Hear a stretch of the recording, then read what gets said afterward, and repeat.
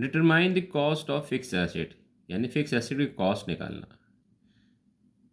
अब fix asset cost किस तरह निकालेंगे, कॉस्ट नहीं दी हो तो आपके पास ये पूरा एक पैटर्न है, इस पैटर्न को आपने याद करना होगा, इस पैटर्न के मुताबिक आपने सवाल को सॉल्व करना होगा।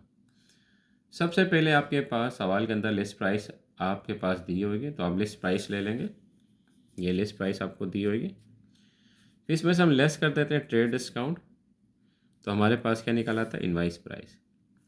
फिर इसमें से लेस कर देते हैं कैश डिस्काउंट, तो हमारे पास ये नेट कैश प्राइस आती है। अगर आपके पास सेल टैक्स दिया तो ऐड कर देंगे तो ये नेट कैश प्राइस आ जाएगी। ये पूरा एक फॉर्मेट है, इसी तरह फॉर्मेट आपने रिकॉर्ड करना। उसके बाद आपके पास आता था अदर कॉस्ट। अदर कॉस्ट में आपके पास मैंने 4-5 चीज़ें ले ली, और बहुत सारी चीज़ें आती, लेकिन आपके पेपर में 4-5 चीज़ें आती, तो मैंने 4-5 चीज़ों को ले लिया। एक आपके पास है ट्रांसपोर्टेशन इन, यानी जो आपने चीज़ खरीदी है उसको लाने का ट्रांसपोर्टेशन इन का, आउट का नहीं, इन का आप रिकॉर्ड करेंगे। इंश्योरेंस इन ट्रांजिट, इसको रिकॉर्ड करेंगे।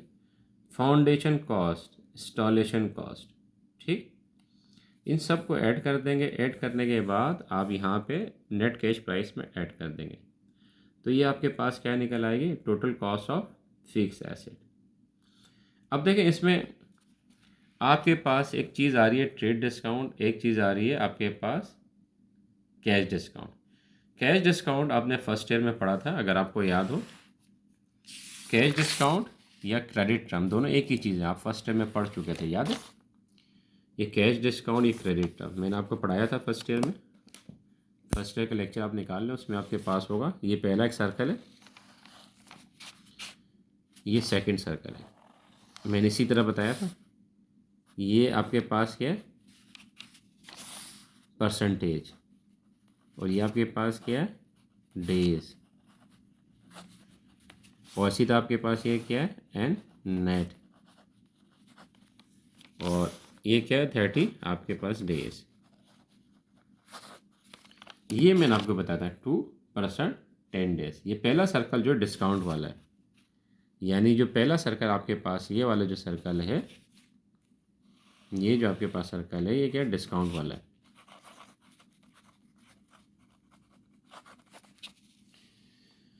पहला सर्कल आपके पास डिस्काउंट वाला है, यानी 2% डिस्काउंट है 10 डेज में, 2% डिस्काउंट है 10 डेज में, ठीक, डिस्काउंट वाला सर्कल। सेकंड सर्कल जो हमारे पास है, ये विदाउट डिस्काउंट का है, इसमें कोई डिस्काउंट वाला नहीं, विदाउट डिस्काउंट, यानी आपने नेट पेमेंट करनी है 30 डेज में, पूरी पेमेंट करनी है 30 डेज में। पहला सर्कल आपके पास डिस्काउंट का है, ये याद रखना। दूसरा सर्कल विदाउट डिस्काउंट का है। पहली फिगर परसेंटेज की होती है डिस्काउंट में, और दूसरी 10 डेज में, यानी 2% डिस्काउंट है 10 डेज में, सही। ये विदाउट डिस्काउंट का नेट पेमेंट आपने करनी है 30 डेज में, पूरी पेमेंट करनी है 30 डेज में, ठीक है। तो ये आपके पास क्या आ गया, कैश डिस्काउंट। इसी तरह आपके पास और भी इस तरह आ सकता है, 3, 12 एंड 25, ये भी हो सकता है। तो क्या होगा, 3% डिस्काउंट है 12 डेज में, नेट पेमेंट करनी है 25 डेज में, ठीक है, नेट पेमेंट करनी है 25 डेज में। इस तरह भी हो सकता है आपके पास 2, 7 एंड 15, ये भी हो सकता है। 2% डिस्काउंट है 7 डेज में, नेट पेमेंट करनी है 15 डेज में। तो ये आपके पास क्या, कैश डिस्काउंट या क्रेडिट डिस्काउंट। एक आपके पास होता है ट्रेड डिस्काउंट। ट्रेड डिस्काउंट क्या होता है, बिजनेस टू बिजनेस दिया जाता है, यानी trader to trader. Trade discount of trader to trader, यानी एक बिजनेसमैन दूसरे बिजनेसमैन को ये डिस्काउंट देता है। ट्रेड डिस्काउंट क्या होता है, एक बिजनेसमैन दूसरे बिजनेसमैन को देता है, ट्रेडर टू ट्रेडर, यानी इसको हम कहते हैं ट्रेड डिस्काउंट। अच्छा, देखिए इसमें हमारे पास जो कैश डिस्काउंट, ये आपके पास क्लियर हो गया, और ट्रेड डिस्काउंट भी आपके पास क्लियर हो गया। लिस्ट प्राइस आपके पास लिखी हुई है। लिस्ट प्राइस वो प्राइस होती है, जो चीज़ आप प्रोडक्ट खरीदने जाते हैं तो उसके ऊपर जो प्राइस लिखी होती है उसको हम क्या कहते हैं, लिस्ट प्राइस। जैसे आप रमज़ानों में देखते हैं, आपके यहाँ पे जो फ्रूट वाले या परचून वाले अपनी दुकानों पे लिस्ट प्राइस लगा लेते हैं, ठीक है ना, वो लिस्ट प्राइस होती है, यानी इस चीज़ की क्या प्राइस है, गवर्नमेंट की तरफ से एक लिस्ट प्राइस निकलती है, उसको कहते हैं हम लिस्ट प्राइस। ठीक है, तो लिस्ट प्राइस रिटर्न प्राइस होती है, फिर उसमें से लेस करते हैं ट्रेड डिस्काउंट, इनवाइस प्राइस आ गई, उसमें से लेस करते हैं कैश डिस्काउंट, तो आपके नेट कैश प्राइस आ गया। अब सेल टैक्स अगर आपके पास दिया हुआ है तो उसको ऐड करते हैं नेट कैश प्राइस में।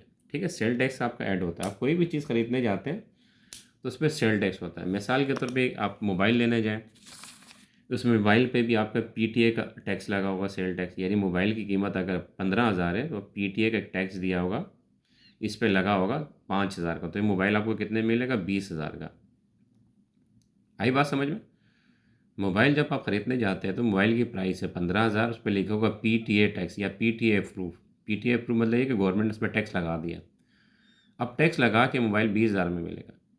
अगर आप मोबाइल ख़रीदेंगे तो आपको 20,000 रुपये देना पड़ेगा, यानी टैक्स शामिल करके। अगर आप टैक्स नहीं देंगे तो मोबाइल आपको सेल आउट नहीं किया जाएगा। ठीक है, कोई भी चीज़ आप लेने जाते हैं परचून की दुकान पे, इम्तियाज़ सुपरमार्केट में या नाहिद में, कहीं पे भी आप कुछ चीज़ ख़रीदने जाते हैं तो उन तमाम प्रोडक्ट के ऊपर सेल टैक्स इंक्लूडेड होता है। बेशक वो शैम्पू हो या साबुन हो, कोई भी चीज़ आप ख़रीदते हैं तो आप उस पर देखें, उस पर ऐड किया होगा प्लस सेल टैक्स। ठीक है ना, तो ये सेल टैक्स आपकी नेट कैश प्राइस में शामिल होती है। अब उसके बाद एक चीज़ आपके पास आ गई अदर कॉस्ट। अदर कॉस्ट क्या होती है? देखें, अदर कॉस्ट से मुराद है all those expenditure included that are necessary. एक पॉइंट आपके पास क्या आ गया, नेसेसरी आ गया, ये याद रखना। रीजनेबल दूसरा पॉइंट, तीसरा डिज़ायर लोकेशन, और चौथा आपके पास रेडी फॉर यूज़। ये 4 पॉइंट है।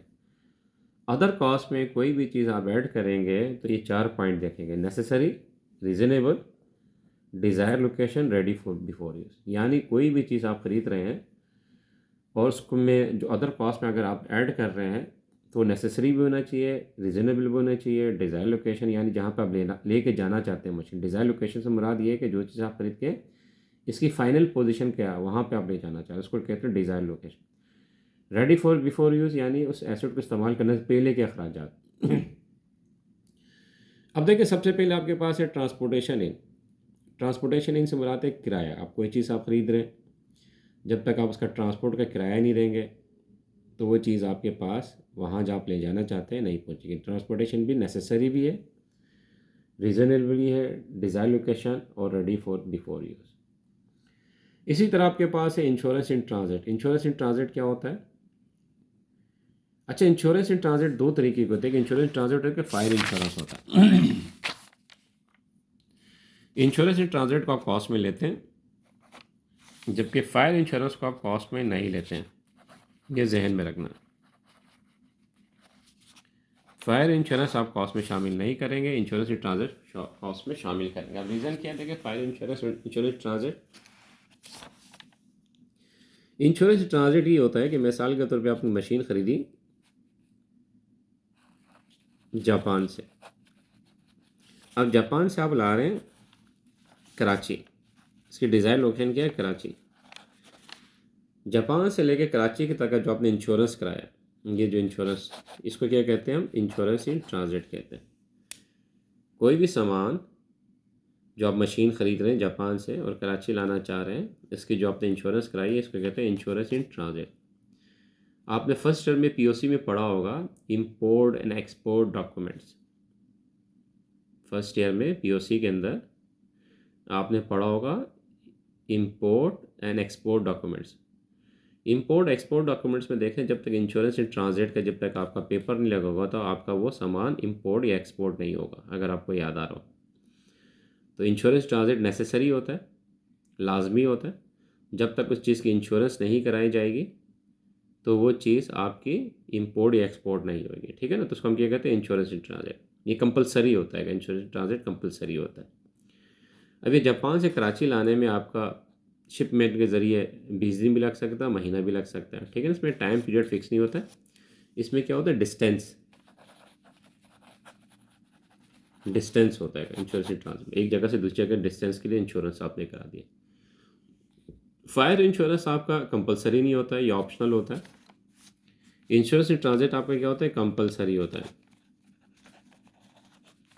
जबकि फायर इंश्योरेंस आपका क्या होता है? ऑप्शनल होता है। ये आपका कंपलसरी नहीं होता है फायर इंश्योरेंस। और फायर इंश्योरेंस में क्या होता है? आपके पास टाइम होता है, यानी 1 साल के लिए, 2 साल के लिए, 1 ईयर या 2 ईयर, इसमें डिस्टेंस नहीं होता। तो फायर इंश्योरेंस को कॉस्ट में शामिल नहीं करते क्योंकि ऑप्शनल होता है, लेकिन इंश्योरेंस इन ट्रांजिट आपका कंपलसरी होता है, तो हम इसको कॉस्ट में शामिल करते हैं। ठीक है, तो ये याद रखना। तो ये आपके पास कोई भी चीज़ जब आप कॉस्ट में शामिल करेंगे तो आपने 4 पॉइंट देखना है, necessary, reasonable, desire, location, ready for, before use. ये 4 पॉइंट आपके जहन में होने चाहिए। किसके लिए? अदर कॉस्ट के लिए। 2 मिसालें मैंने आपको बता दी। फाउंडेशन कॉस्ट भी आपकी लाजमी होती है, इंस्टॉलेशन कॉस्ट भी लाजमी होती है। फाउंडेशन कॉस्ट क्या होती है? जो आप बिल्डिंग बनाते हैं, फाउंडेशन बनाते हैं, ठीक है ना, किसी भी मशीन के लिए, उसको हम कहते हैं फाउंडेशन कॉस्ट। ठीक है, यानी इसको प्रॉपर आप रखने के लिए जो आपने फाउंडेशन बनाई है। इंस्टॉलेशन कॉस्ट क्या होती है? आप उसको ला के फिक्स करते हैं, फिक्स करने के लिए हम कहते हैं इंस्टॉलेशन कॉस्ट। अब देखिए, इसकी प्रैक्टिस से कर लेते हैं। मिसाल के तौर पे आपकी लिस्ट प्राइस दी हुई है कितने, मैं यहाँ पे एक छोटी सी एक फिगर ले लेता हूँ, 100 दी है फॉर एग्जाम्पल। लिस्ट प्राइस आपके पास है 100, इसमें से ट्रेड डिस्काउंट है 5, तो आप माइनस कर देंगे, कितना आएगा? 95। और कैश डिस्काउंट दिया फॉर एग्जांपल आपके पास 10, ये माइनस कर देंगे तो कितना आएगा? 85। सेल टैक्स आपके पास है 5, तो आप इसको ऐड कर देंगे, कितना आएगा? 90। ठीक है सर, आपने प्लस माइनस करना है फिगर लेके। अब आ जाए ट्रांसपोर्टेशन में। ट्रांसपोर्टेशन आपके पास दिए फॉर एग्जांपल 10, इंश्योरेंस दिए 5, फाउंडेशन कॉस्ट दिए 5, और ये आपके पास दिए 10। ठीक है, इंस्टॉलेशन। अब आप इनको ऐड करेंगे तो कितना होगा? 30। अब ये आपने ऐड किया, 30 हो गए, 90 में 38 के कितना है? 120। तो 120 आपके क्या है? कॉस्ट ऑफ फिक्स एसेट आ गया। ये आपने इस तरह निकालना है, इसी फॉर्मेट में आपने सिर्फ क्या करना है, प्लस माइनस करके आपने कॉस्ट ऑफ द एसेट